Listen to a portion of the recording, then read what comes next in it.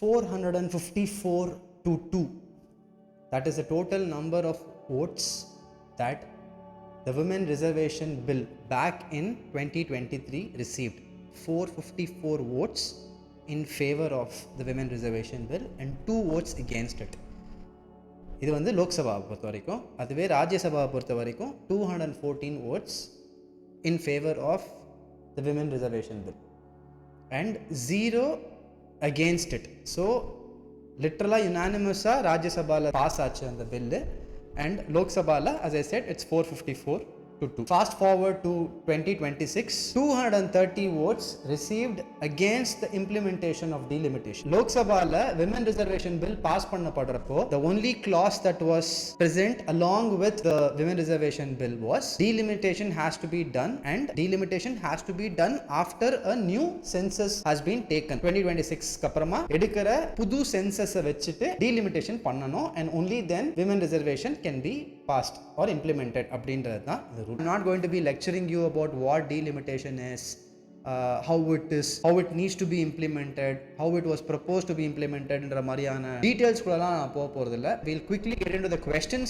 that I predominantly came across on social media platforms. So people who are opposing this bill, they have asked a few questions, like காமனா நிறைய பேர் கேட்டிருக்கிற questions. அதை வந்து எனக்கு தெரிஞ்ச விதத்துல நான் அட்ரஸ் பண்ண ட்ரை பண்றேன். And நான் பார்த்த ஒரு சைக்காலஜிக்கல் பேட்டர்ன் இதுல என்ன இருக்கு அப்படின்றதையும் பத்தி நான் டிஸ்கஸ் பண்ண போறேன் இந்த வீடியோல. டீலிமிட்டேஷன் அப்படின்றது இப்ப கரண்டா 543 சீட்ஸ் லோக்சபால இருக்கு and this is the number of seats was completely based on the population census 1971 ல எடுக்கப்பட்ட population census பேஸ் பண்ணி 543 seats அப்படின்றத ஃபைனலைஸ் பண்றாங்க and 1971 ல பாப்புலேஷன் வந்து 54.8. so almost like ஒரு எம்பிக்கு வந்து ஒரு 10 லட்சம் பேர் 10 லட்சம் பீப்பிளை ரெப்ரசன்ட் பண்றதுக்கு ஒரு எம்பி அப்படின்ற மாதிரியான கணக்குல அப்போ இருந்தது.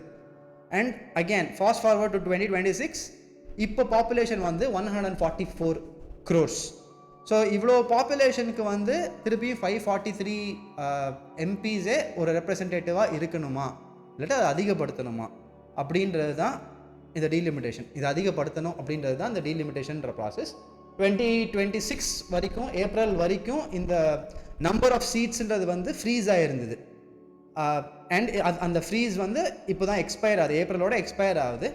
Post which delimitation had to be done and that is what was passed இந்த பார்லிமெண்ட். அதை இம்ப்ளிமெண்ட் பண்ணலாமா வேணாமான்ற ஓட்டு தான் இந்த பார்லிமெண்ட்ல இப்போ 17th அன்னைக்கு பாஸ் ஆச்சு. So this is the quick explanation and to give you my opinion about this delimitation. There is no debate on this. It has to be implemented. But how it needs to be implemented, that is the question that needs to be asked. How it was planned to be implemented அப்படின்றதையும் நம்ம பேசலாம் இந்த வீடியோவில். Most காமனாக கேட்கப்படுற question வந்து ஏன் 2029ல implement பண்ணணும், எதனால 2024லேயே இம்ப்ளிமெண்ட் பண்ணியிருக்கலாமே, 2023ல தான் நீங்கள் இந்த பில்லை பாஸ் பண்ணுறீங்க விமன் ரிசர்வேஷன் அப்படின்றத, அப்போ டீலிமிட்ன்றதை 2024லேயே பண்ணியிருக்கலாமே, அப்போவே எலெக்ஷன்ஸ் வந்தது அப்போவே பண்ணியிருக்கலாமேன்றது தான் ஒரு ரொம்ப காமனாக கேட்கப்படுற கொஸ்டின்ஸ் நான் பார்த்த வரைக்கும். So to answer that straight, இந்த விமன் ரிசர்வேஷன் பில்லுன்றது பாஸ் பண்ணப்படுற டைம் பார்த்தீங்கன்னா செப்டம்பர் 2023 அப்போ தான் பாஸ் ஆகுது. அண்ட் எலெக்ஷன்ஸ் வந்து 2024ஓட எலெக்ஷன்ஸ் வந்து ஏப்ரல் 2024ல வருது. உங்களுக்கு ஹார்ட்லி ஒரு 6 to 8 months தான் இருக்கு கேப், 6 months தான் இருக்கு உங்களுக்கு. அண்ட் அந்த 6 monthsக்குள்ள கான்ஸ்டியூஷன்ல எழுதப்பட்டபடி உங்களுக்கு வந்து விமன் ரிசர்வேஷன் பில் பாஸ் பண்ணணும்னா சென்சஸ் எடுக்கணும் and then delimitation பண்ணணும், அப்புறமா தான் பாஸ் பண்ண முடியும் இதை. ஸோ சென்சஸ்ன்றது அவ்வளோ சீக்கிரமாக எடுக்கிற ப்ராசஸ் கிடையாது. It takes years to complete. So இந்த கொஸ்டின் ஆஃப் வை நாட் 2024 அப்படின்றதே ruled out. And to add on to it, constitution very clearly says that this 2026 வரைக்குமே இந்த number of seats ன்றது வந்து ஃப்ரீஸ் ஆகிருக்கு and only after 2026 ஒரு census எடுத்து delimitation-ன்றதை implement பண்ணணும் அப்படின்றது வெரி கிளியராக மென்ஷன் ஆயிருக்கு. அதனால the question of why not 2024 அப்படின்றதே இங்கே கிடையாது. 543 சீட்ஸ்லேயே இம்ப்ளிமெண்ட் பண்ண வேண்டியதானே 33% ரிசர்வேஷன் விமனுக்கு, எதுக்காக நீங்கள் வந்து நம்பர் ஆஃப் சீட்ஸை வந்து இன்க்ரீஸ் பண்ணணும், இதுலேயே இம்ப்ளிமெண்ட் பண்ண வேண்டியதானே அப்படின்றது ஒரு செகண்ட் மோஸ்ட் ஆஸ்க் கொஸ்டின். இந்த கொஸ்டினுக்கு ஆன்சர் பண்ணனும்னா I've got like 3 answers. One is there is no question of whether you need delimitation or not. அது debatable கிடையாது. It has to be implemented. 54.8 crores in 1971 and now the population is 144 crores. So it has almost like increased 3 times. And இதுக்கப்புறமாவும் number of representatives from each constituency வந்து அதே தான் 1971 census படி என்ன fix பண்ணப்பட்டதோ அதே தான் அப்படின்றது it doesn't make sense. So obviously population has increased, you need more representatives. And the other one is, let me give you an example. I'm not sure how far people would accept to this answer, but let me try explaining. So assume that நீங்க ஒரு company run பண்றீங்க, 100 பேர் இருக்காங்க அந்த கம்பெனியில், and அதில் வந்து 20 பொண்ணுங்க 80 ஆண்கள் அப்படின்னு வச்சுப்போமே. Percentage of women in that company வந்து 20% இருக்கு. So let's say you pass on a resolution saying that I have to make 33% reservation for women அப்படின்ற ஒரு டெசிஷன் நீங்கள் கொண்டு வரீங்க உங்கள் கம்பெனி லெவலில். ஆப்வியஸாக நீங்கள் என்ன பண்ணுவீங்க, நீங்கள் வந்து இருக்கிற மேல் எம்ப்ளாயீஸை தூக்கி ஒரு 33% வேணும், இன்னும் 13 பேர் வேணும் அப்படின்னும் போல 13 மேல் எம்ப்ளாயீஸை விமனால் ரீப்ளேஸ் பண்ண மாட்டீங்க. ஆண் எம்ப்ளாயீஸ்க்கும் அது ஃபேரான ஒரு டெசிஷனாக இருக்காது. Because they did not do anything. they ப்ராப்பரான ஒரு இன்டர்வியூ ப்ராசஸ் மூலமாக வந்து செலக்ட் ஆகி அவங்க ஒர்க் பண்ணுறாங்க, and they deserve to be there, and you cannot just like that replace them. That is one thing. So what you will obviously do is இன்னும் ஒரு 20 பேரை நீங்கள் வந்து ஹையர் பண்ணுவீங்க.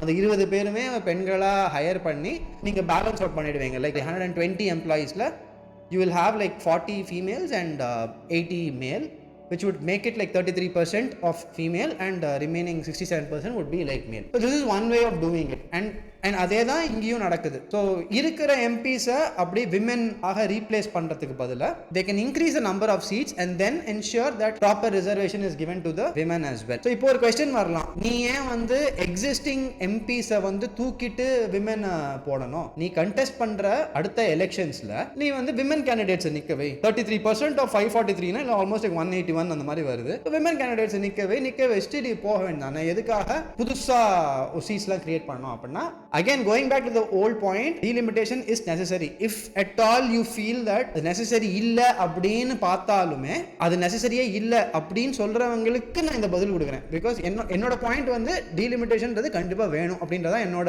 ஆர்குமெண்ட். உங்களுக்கு வந்து ஒவ்வொரு கான்ஸ்டியூன்சிலையுமே இந்த voter to MP relation or டைனாமிக்ஸ்ன்றது வந்து ஒரு மாதிரி செட் ஆயிருக்கும் ஓவர் தி இயர்ஸ். அண்ட் திடீர்னு வந்து இந்த கான்ஸ்டியூன்சில இவர் நிக்க மாட்டார், இனிமேல இந்த பெண் தான் நிப்பாங்க அப்படின்ற மாதிரி நீங்க கொண்டு வந்தீங்க அப்படின்னா voter and அந்த எம்பி ஆர் அந்த பாலிட்டிஷியனுக்கான ஒரு டைனாமிக்ஸ்ன்றது வந்து கொஞ்சம் டிஸ்ரப்ட் ஆகிறதுக்கான சான்சஸ் இருக்கு. This is also one of the reason why they don't want to replace or reassign a women in an existing constituency.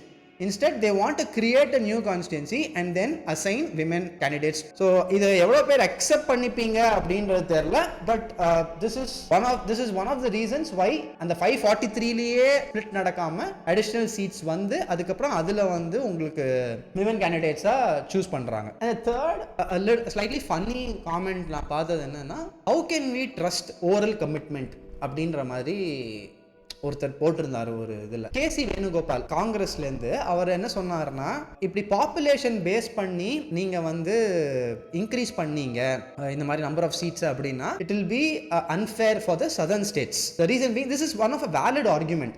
இது இன்னொரு காமெண்ட்டாகவும் வந்தது, but this is a very valid argument. உங்களுக்கு வந்து கவர்மெண்ட் ஆஃப் இந்தியா வந்து fertility ரேட்லாம் கம்மி பண்ணணும், ப்ராப்பராக ஃபேமிலி பிளானிங் பண்ணணும், அண்ட் நிறைய குழந்தைங்க பெற்றுக்க கூடாதுன்ற மாதிரியான ரூல்ஸ் அண்ட் ரெகுலேஷன்ஸ்லாம் போடுறாங்க. அதை ப்ராப்பரா ஃபாலோ பண்ணதுன்னு பார்த்தீங்கன்னா சதர்ன் ஸ்டேட்ஸ் தான். நார்தர்ன் ஸ்டேட்ஸ்ல அதை ஃபாலோ பண்ணல and the population have exploded there. Now if you go ahead and do delimitation based on the population, it will be completely unfair on the southern states, because southern states will get very minimal number of seats, whereas the northern states on the contrary would get more number of seats. So இது வந்து கம்ப்ளீட்டா அன்ஃபேரா இருக்கும். It will be like incentivizing the northern states for not following what the rules were, and it will be like penalizing the southern states for following the rules and regulations மாதிரி. கேசி வேணுகோபால்ன்றவர் இவ்வளோ details கொடுக்கல, but இந்த மாதிரியான ஆர்குமெண்ட்டும் social மீடியால இருந்தது. But கேசி வேணுகோபால்ன்றவர் அந்த parliament செஷன்ல என்ன சொல்றாருன்னா, நீங்க பாப்புலேஷன் பேஸ் பண்ணி பண்ணீங்கன்னா இட் வில் பி அன்ஃபேர் அப்படின்ற மாதிரி அவர் சொல்றாரு. ப்ராபப்லி நீங்க வந்து ஒரு ஜெனரிக்கா ஒரு பெர்சன்டேஜ் ஆஃப் இன்க்ரீஸ்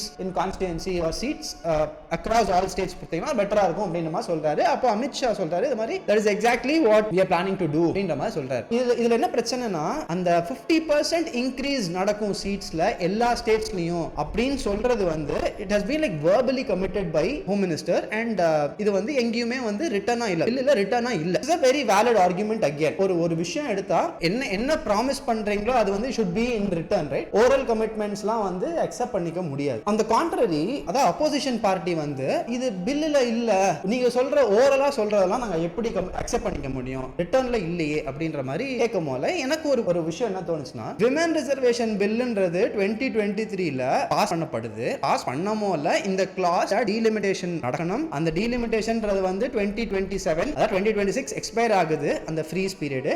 அது முடிஞ்சதுக்கு அப்புறமா ஃப்ரெஷ் சர்வே மூலமா இந்த டீலிமிட்டேஷன் அப்படின்றது நடக்கணும் அப்படின்ற கிளாஸ் வந்து கிளீனா அந்த பில்லுல மென்ஷன் ஆயிருக்கு. கிளாஸ் எல்லாம் படிச்சு தான் அக்செப்ட் பண்ணிக்கிட்டாங்க 454 பேர் லோக்சபால அண்ட் 214 பேர் ராஜ்யசபால. எழுதி உங்க கண்ணு முன்னாடி காமிச்ச ஒரு விஷயத்தை அக்செப்ட் பண்ண நீங்களே 3 வருஷம் கழிச்சு அக்செப்ட் பண்ணிக்க மாட்டேன், நான் அப்போஸ் பண்றேன் அப்படின்றீங்க. இப்போ on what capacity are you coming and asking for a return commitment? ஏன்னா நீங்க ரிட்டர்னா கொடுத்தாலுமே நீங்க மதிக்க போறது இல்ல. This might not sound like a very fair argument. Yes, I do agree to the fact that it has to be returned. Amit Shah also mentioned that if people are okay with this, and the bill mentioned பண்ணிடுறோம் இந்த மாதிரி, this is going to be split based on 50% increase of seats is what is going to be implemented ன்றதை நாங்க mention பண்ணிடுறோம்ன்ற மாதிரி தான் சொல்றாரு. But still it goes on to fail in the parliament. இந்த விஷயத்துல என்னோட பாயிண்ட் என்னன்னா, you do not get to demand accountability from others when you yourself have violated it, right? நீங்க ஒரு விஷயத்தை violate பண்ணிருக்கீங்க and you cannot go around asking for accountability from everyone. That is my point.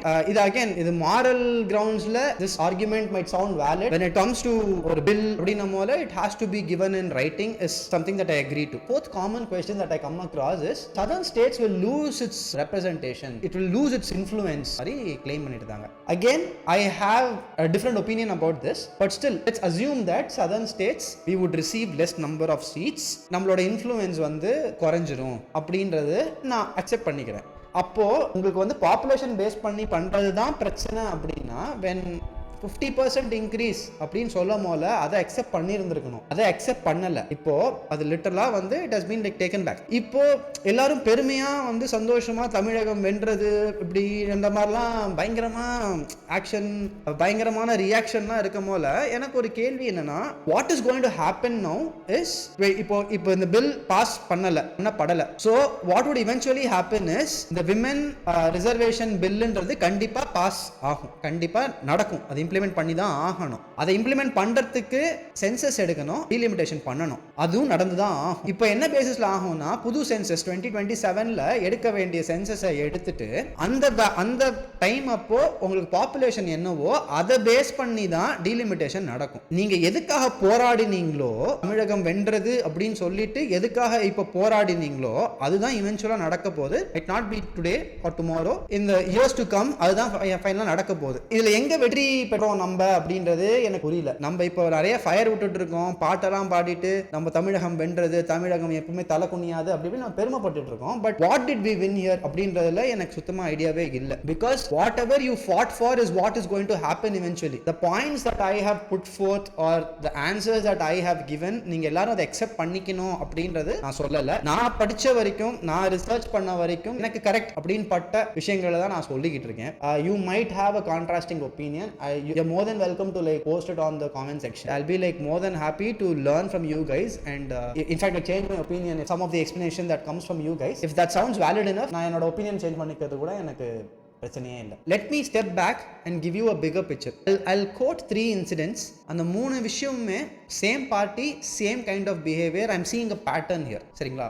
First incident வந்து GST வந்து 2006ல சிதம்பரமால propose பண்ணப்படுது. அப்போ இருந்த finance minister Chidambaram அவர் வந்து ப்ரப்போஸ் பண்றாரு ஜிஎஸ்டி. அது இம்ப்ளிமெண்ட் பண்ணப்பட்டது வந்து என்டிஏவோட ஆட்சி எப்போ இருந்தாலும், ப்ரப்போஸ் பண்ண டைம் வந்து 2006 அரௌண்ட் தட் டைம். இது பண்ணது வந்து காங்கிரஸ், ப்ரப்போஸ் பண்ணது வந்து காங்கிரஸ் ஜிஎஸ்டின்றத. அப்போ அவங்களோட ஆலையில இருந்தது வந்து டிஎம்கே. அந்த விஷயத்தை ரைஸ் பண்ண போல, ப்ரப்போஸ் பண்ண போல ஒரு விதமான அப்ஜெக்ஷனும் கிடையாது அவங்களுக்கு டிஎம்கேக்கு. ஆனால் when it is implemented by NDA they have a lot of problem. ஜிஎஸ்டினா போச்சு அப்படின்ற மாதிரியான ஒரு பிம்பத்தை கிரியேட் பண்ணி வச்சிருக்காங்க. செகண்ட் இன்சிடென்ட் இஸ் நீட் வந்து 2010ல நீட் எக்ஸாம்ன்றது வருது.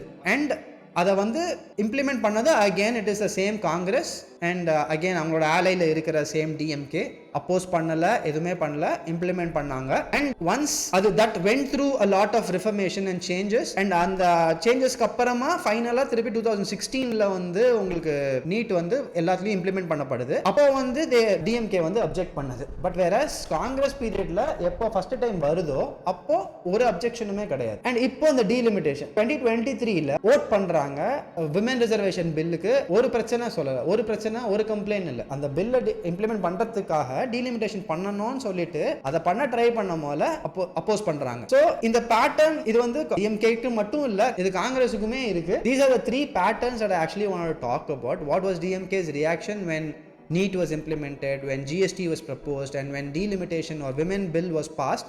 What was their reaction? And when it was actually implemented, what was their reaction? So there's a pattern that I see, and I want to name these behaviors psychologically. So the first psychological behavior is in-group bias. So it's a psychological phenomenon where humans unconsciously apply completely different standards of judgments depending on whether the person doing something belongs to their group or not. So உங்க குரூப்ல இருக்கிறவங்க ஒரு விஷயத்தை செய்யும் போல நீங்க அதை support பண்ணுவீங்க. அதே விஷயத்த உங்க குரூப்புக்கு அகேன்ஸ்டா இருக்கிறவங்க பண்ணும் போல நீங்க அதை அப்போஸ் பண்ணுவீங்க. So this is actually what is called as in-group bias. As I mentioned earlier, NEET இருக்கட்டும், GST இருக்கட்டும், or delimitation women bill-ஆவே இருக்கட்டும், இந்த 3 இன்சிடென்ட்ஸ்லயுமே நீங்க ஒரு பேட்டர்ன் பாத்தீங்க அப்படின்னா முதல்ல டிஎம்கே அப்படின்றவங்க சப்போர்ட் பண்றாங்க. when it is actually like introduced by the Congress, they support it, they are in favor of it. And when it is implemented by the NDA government, what they do is they start opposing it. So உங்க குரூப்ல இல்ல அப்படின்னா அது தப்பு அப்படின்னு சொல்லிட்டு அப்படியே பிளைண்டா post பண்ண வேண்டியது, அதுவே உங்க குரூப்ல இருக்கிறவங்க பண்ணா அதை பிளைண்டா சப்போர்ட் பண்ண வேண்டியது. And the second behavior that I want to talk about is called as the motivated reasoning. Humans do not start with evidence and arrive at conclusion. They start with the conclusion that serves their interest and then work backwards to construct justification. So basically இந்த psychological behavior என்ன சொல்லுதுன்னா, மனுஷங்க எப்பவுமே வந்துட்டு ஒரு விஷயத்தை facts வெச்சோ or evidences வெச்சோ ஒரு conclusionக்கு வர மாட்டாங்க. Instead அவங்க blinder conclusionக்கு வந்துருவாங்க and they work backwards to start justifying whatever they have decided. 2023 pass பண்ணமோலயே